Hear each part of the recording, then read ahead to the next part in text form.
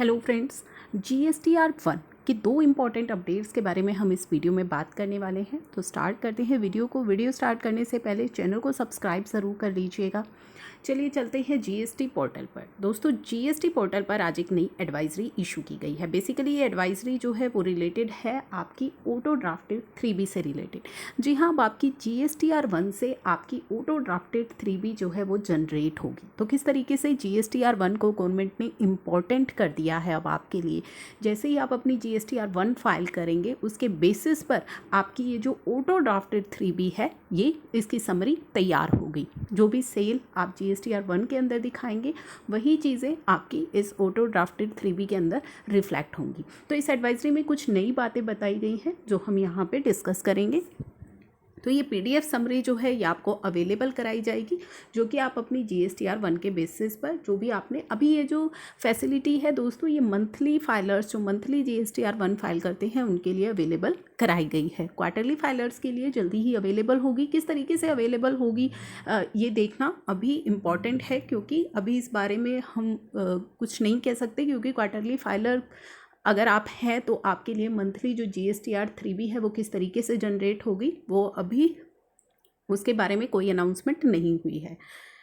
Now ये जो PDF है, it will be available on 3B dashboard. जैसा कि हमने प्रैक्टिकली भी देखा था कि जब आप अपनी 3B ओपन करेंगे तो आपके डैशबोर्ड पर सबसे नीचे ये जो PDF है ये अवेलेबल कराई गई है। From tax period of August 20 onwards ये जो है आपको अवेलेबल कराई गई है। Containing the information of GSTR 1 filed by them on or after 4th September 2020. This will make filing of 3B easier for them. अब सबसे बड़ी बात यह है कि ये जो आपको ऑटो ड्राफ्टेड स्टेटमेंट प्रोवाइड की गई है, क्या ये फाइनल है? तो दोस्तों मैं आपको क्लियर कर दूं, ये फाइनल नहीं है। आपको अपनी बुक से इसकी मैचिंग ज़रूर करनी है, क्योंकि काफ़ी सारे लोगों को लगेगा कि ये जो डाटा है हम इसे उठा के अपनी 3B फाइल कर देते हैं क्योंकि सिस्टम जनरेटेड है, ये करेक्ट ही होगी। तो आपको अपनी बुक्स की मैचिंग ज़रूर करनी है। आपको उसे फाइनल डाटा समझना नहीं है, वो आपकी केवल जो है एडवाइस के लिए प्रोवाइड की जा रही है, आपको एज एन जो है आपकी ईज़ के लिए आपको प्रोवाइड की जा रही है। अब यहाँ पे बताया हुआ है table of form 3B will be auto drafted in PDF statement. तो कौन कौन सी टेबल्स की बात की है? Following table of 3B will be auto drafted. तो कौन कौन सी टेबल्स आपको ऑटो ड्राफ्टेड मिलने वाली है on the basis of value जो आपने GSTR 1 के अंदर दिखाई है? कौन कौन सी हैं? Outward taxable supply other than zero rated, nil rated and exempted. Outer taxable supply जो जीरो रेटेड है, निल रेटेड है, एग्जम्प्टेड है। Non GST outward supply, supply made to unregistered person, supply made to composition taxable person and supplies made to UIN holders. तो ये tables आपको auto drafted मिलेंगी। तो दोस्तों आप देख पा रहे हैं कि किस तरीके से GSTR 1 फाइलिंग आपके लिए इम्पोर्टेंट होने वाली है। तो आपको यही चीज़ें करनी है। पहले अपनी GSTR 1 को फाइल करना है। अब आपके लिए इम्पोर्टेंट हो गया है अपनी अगर आप ये ऑटो ड्राफ्टेड समरी अपने लिए चाहते हैं तो पहले आपके लिए अब इम्पोर्टेंट हो गया है कि आप अपनी GSTR 1 को फाइल करें, क्योंकि जब आप अपनी GSTR 1 फाइल करेंगे तभी आपकी ये जो समरी है ये जनरेट होगी on the basis of GSTR 1 data. In this following points में भी नोटेड। आपको कुछ बातों का भी ध्यान रखना है। In case any of the above value is negative in GSTR 1 statement. तो कुछ वैल्यू अगर आपकी नेगेटिव है GSTR 1 स्टेटमेंट में, those figure would be mentioned as zero in auto drafted PDF। तो वो वैल्यू आपको आपकी जो ऑटो ड्राफ्टेड समरी है उसमें ज़ीरो दिखाई देंगी and will not be carry forward to the next period.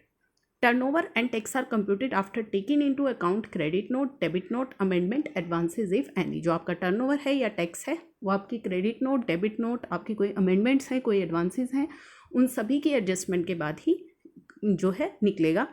Only filed GSTR 1 statement are considered for auto population of the value in form 3B। तो जब आप अपनी GSTR 1 फाइल करेंगे तभी आपकी ये समरी जो है जनरेट होगी। तभी मैंने आपको कहा है कि GSTR 1 किस तरीके से आपकी इम्पॉर्टेंट कर दी गई है कि पहले आपको वो फाइल करनी होगी तभी आपकी ये समरी जनरेट होगी।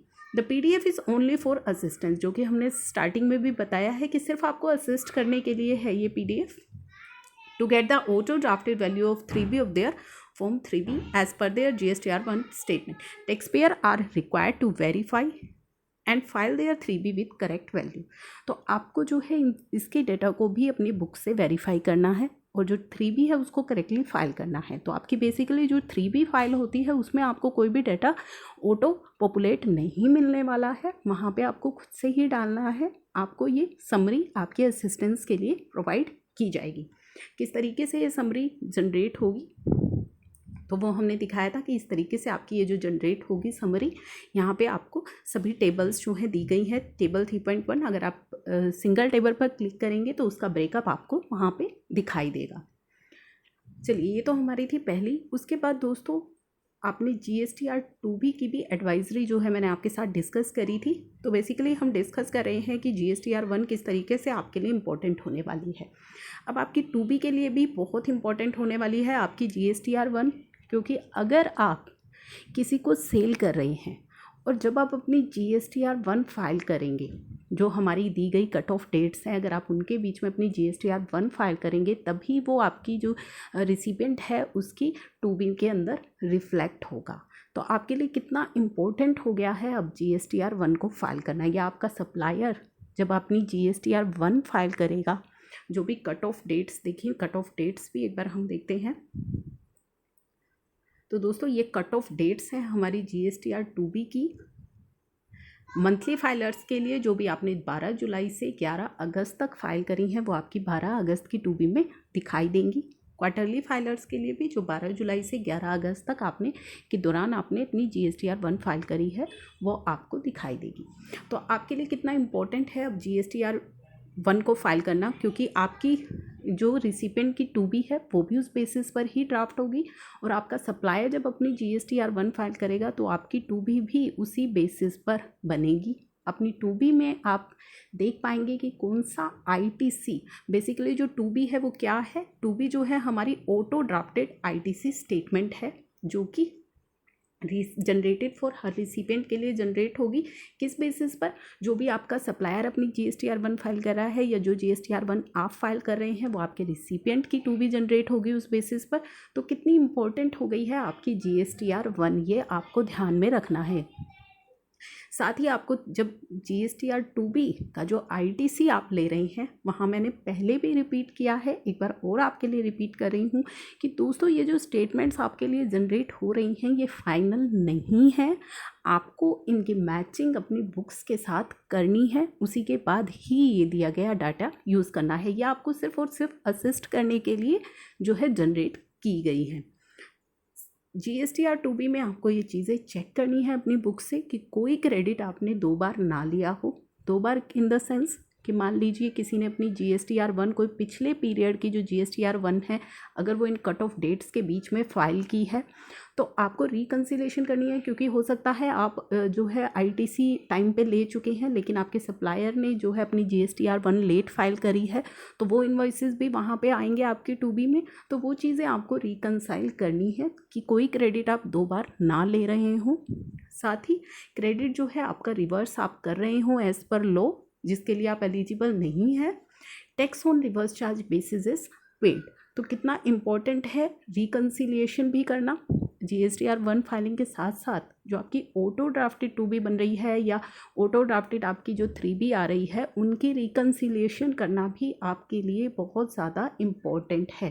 तो ये वीडियो बनाने का पर्पज़ दोस्तों यही है कि काफ़ी सारे लोगों को लगता है कि जो यहाँ पे 2B में हमें डाटा दिख रहा है या जो सिस्टम कंप्यूटेड 3B हमारी जनरेट हो रही है, यही हमारा फाइनल डाटा है, हम इसको यूज़ करके जो है अपनी रिटर्न को फाइल कर लें। तो ये चीज़ें मैं बार बार रिपीट कर रही हूँ कि आपको इस डाटा को फाइनल नहीं समझना है, आपको इसको रिकंसाइल भी करना है।